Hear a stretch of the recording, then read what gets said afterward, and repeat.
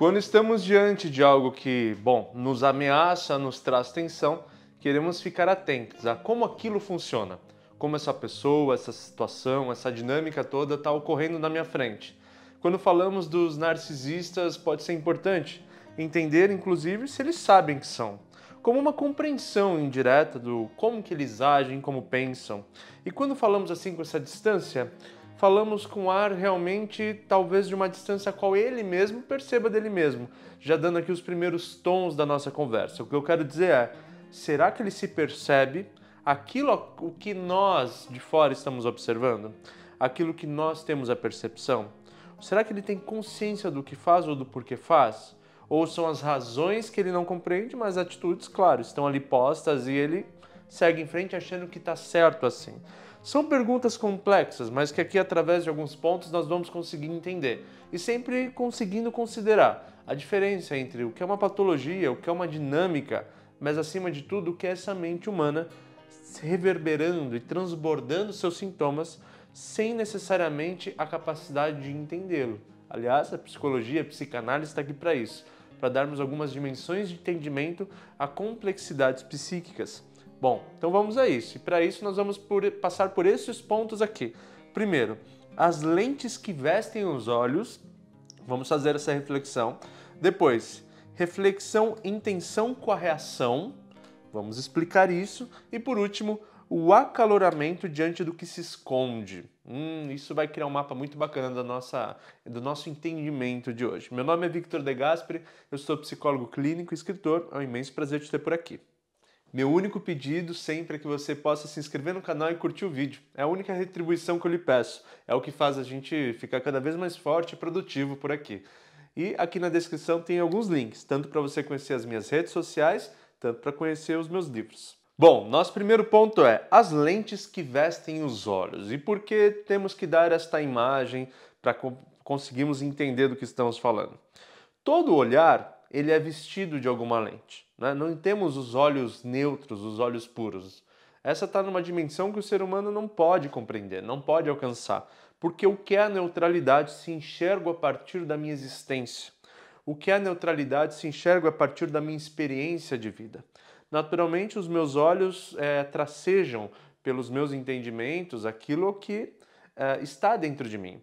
Mais do que isso, se a compreensão é após a captura da imagem, a captura das figuras, no mínimo, também há no ato de capturar imagens a capacidade de escolhermos aonde está a atenção. Então, até a atenção do olhar, ela é diferente. O que a lente da câmera, como essa que me filma agora, foca, né? Aqui configurada para focar no meu rosto, mas na sua historicidade, aonde estaria o foco de uma história, de uma situação, né? Que ângulos de vista se dá aquilo? Então, tanto na captura já temos um filtro, quanto na interpretação temos mais filtros ainda. Sendo assim, se todos nós, como uma experiência viva, né, temos os nossos filtros, e digo até experiência viva para além de humana, porque até os animais, qualquer ser vivo que tem a dimensão do olhar, da compreensão, sendo mais inconsciente ou não, mais complexo ou não, tem ali a sua bagagem de vida como repertório de tradução do olhar. Bom, tudo isso para chegar em qual ponto?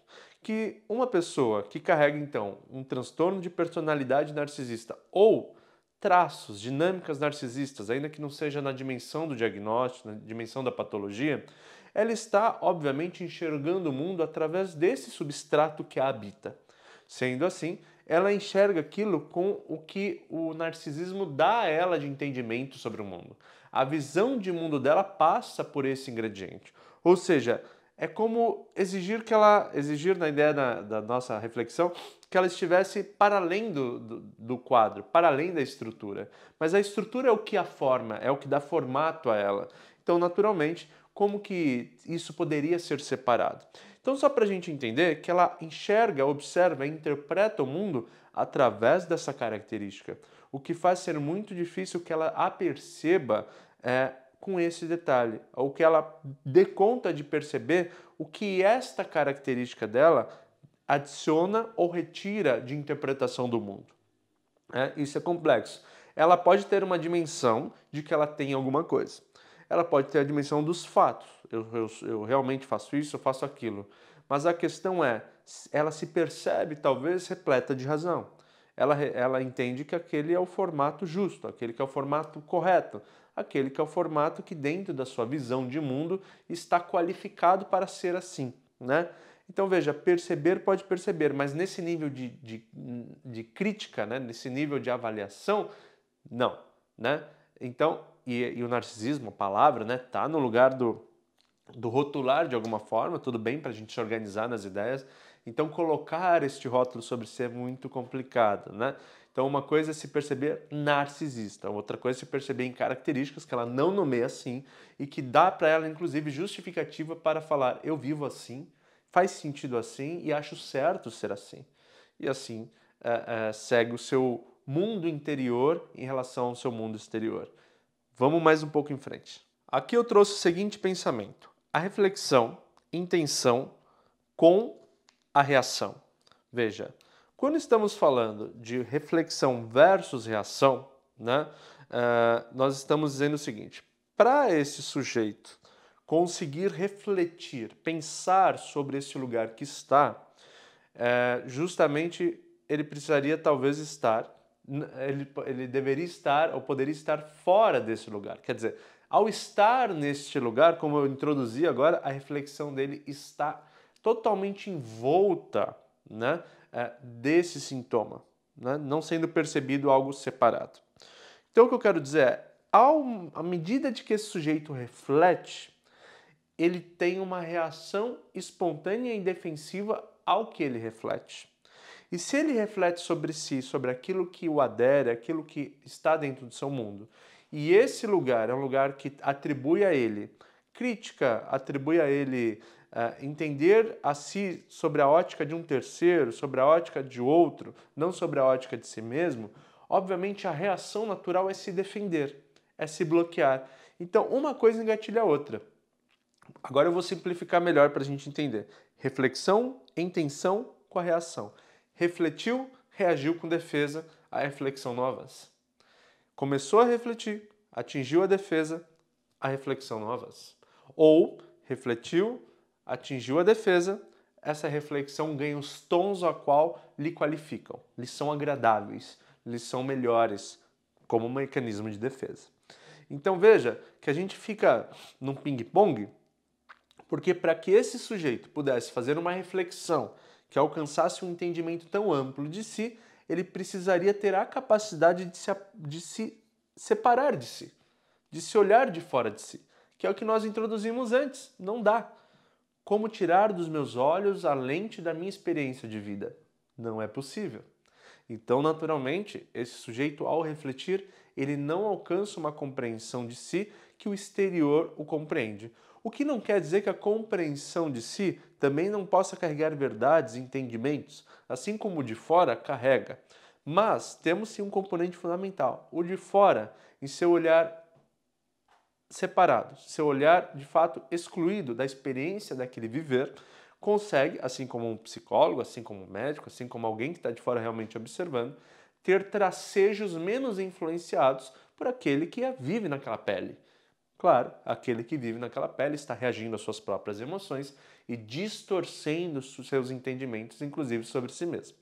Então, obviamente, o sujeito pode ter compreensões sobre si, sobre o mundo, até corretas, razoáveis, mas nesse sentido do narcisismo, compreender sua própria personalidade, que é justamente o material que lhe faz defensivo, lhe faz reativo, é colocar esse sujeito para se perceber algo que o próprio ato de ser aquilo o impede de encarar aquela situação.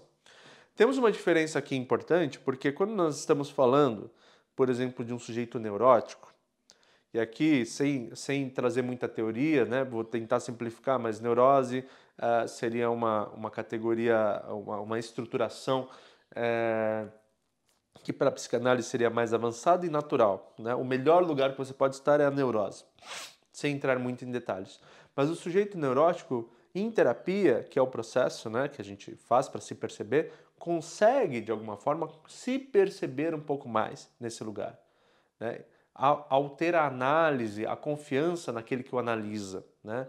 Agora, como que o narcisista consegue confiar no outro que analisa, né? Se o próprio nome já está aí, o narcisista, né? Aquele que concentra tudo em si, aquele que desconsidera, marginaliza tudo que está fora de si, né? Então veja que é que estamos falando de um traço ou de uma patologia que não permite a construção de pontes. Obviamente, o que é de fora não chega a ele, né? Diferente de outras questões, como a neurose, que de repente constrói pontes e o que o outro me oferece eu de repente posso captar e adicionar à minha reflexão. Por isso que aqui a reflexão sempre vai gerar uma tensão em relação à sua reação, ao ponto da reação bloquear a reflexão para que eu não caminhe num lugar de crítica a mim mesmo, um lugar que diminua meu narcisismo, um lugar que diminua este meu sintoma, porque justamente o meu sintoma fala sobre eu me gigantar, agigantar, crescer, me empoderar e não sobre me diminuir. Então, naturalmente, qualquer crítica que fale sobre me diminuir, eu vou sempre extinguir. E aqui nós temos um complemento que dá talvez o polimento ao que nós estamos falando, que é o acaloramento diante do que se esconde. E aqui eu vou até expandir para que você perceba de uma forma geral, então em qualquer pessoa, em muitas circunstâncias, que quando aquele sujeito encontra, qualquer sujeito encontra uma característica de si que ele nunca olhou, que ele nunca encarou, ou que ele começa a encarar, começa a ver, porque estão colocando diante dele, estão falando, estão mostrando, ou a vida, pelas circunstâncias, está revelando, se ele não construiu ainda um tempo e uma dinâmica de reflexão sobre isso, estamos ali numa fase inicial de descoberta, de percepção, inicial não de tempo, porque às vezes passa muito tempo, a pessoa continua nessa fase inicial, mas de se perceber reativo e defensivo, né, sobre o que se é, sobre o que se faz, esse acaloramento é justamente um levantar de barreiras, né? É o levantar uma muralha, né? Lembrando o tópico, o acaloramento diante do que se esconde. Eu me acaloro porque não quero lidar com aquilo que está sendo revelado, ou seja, que até então se esconde. Esconde por defesas conscientes, defesas inconscientes, se esconde por todos os mecanismos a qual me faz não olhar para aquilo. Porque olhar para aquilo me assusta, olhar para aquilo me vulnerabiliza, olhar para aquilo me diminui aos meus olhos. Então eu bloqueio, eu me impeço, eu não deixo isso ser alcançado. E normalmente, bom, é comum, é natural, é instintivo, que aquilo ao qual me cutuca e me incomoda, eu não estou querendo ver. As minhas defesas não têm capacidade ainda, ou melhor, as minhas habilidades não têm capacidade ainda de permitir lidar com esse conteúdo, ativando as defesas então para não lidar com isso, seja uma reação de calor, de energia, né, de ação. Veja que a reação de urgência é comum quando você diz algo, já deve ter visto por aí, isso está em filme, está na ficção, está na vida real. Quando dizemos algo que é absolutamente, talvez, qual é a verdade, né? Isso não dá pra gente especular, mas que é absolutamente toca numa ferida do outro e o outro reage com muito calor. Ou seja, esse outro bem resolvido poderia ouvir e falar: não, não é verdade, tchau. Mas não, quando está bem resolvido, mal resolvido, quando está no sentido de esconder, revelar isso sempre gera um acaloramento. Sendo assim, no nosso contexto aqui do narcisismo, estamos falando que a energia de reação ela é sempre muito proporcional ao quanto não quer se ver algumas coisas. Falando então de uma dinâmica, de uma patologia que sempre quer se empoderar, a ideia de ver aquilo que me vulnerabiliza sempre será impedida. Então a reação sempre será acalorada. E acalorada pode não significar esteticamente calor, energia, movimento, mas acalorada no sentido de intensa. Às vezes até no sentido de ele ignorou intensamente, ele silenciou intensamente, ou ele realmente respondeu intensamente. Mas veja que o acaloramento, que é onde gera muitos dos caos, né, dessas situações, está no ato justamente do sujeito não querer e não aceitar se observar.